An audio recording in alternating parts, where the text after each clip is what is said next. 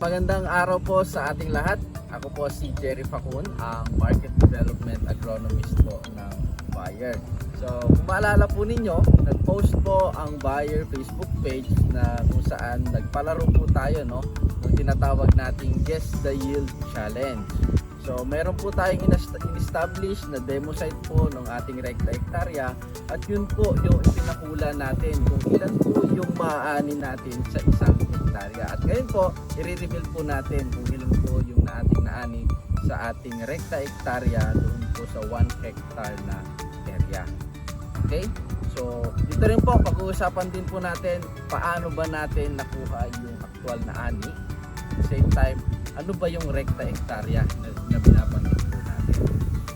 Noong nakaraang October 12 nga po ay pina-harvest na natin yung ating demo at ang actual na inani po natin sa isang hektarya ay nasa 6,392 kilos. So yan po yung ating na-harvest. So ngayon, paano ba natin nakuha yung ating yield o paano ba natin na-attain yung ganitong yield dun sa ating rekta hektarya na tinatawag?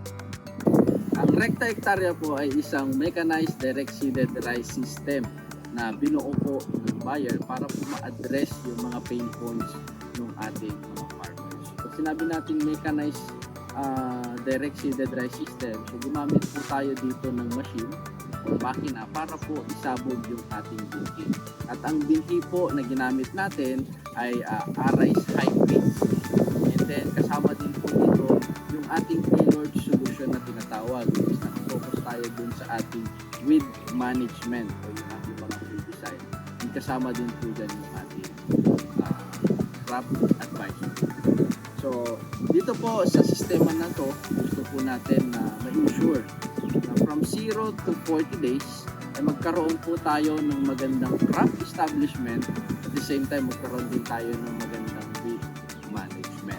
So sa paggawa po nito o sa paggamit po ng sistema nito, gusto natin po na ma-improve yung return of investment ng ating mga farmers o mga magsisipang Pilipino sa paggamit ng sistema.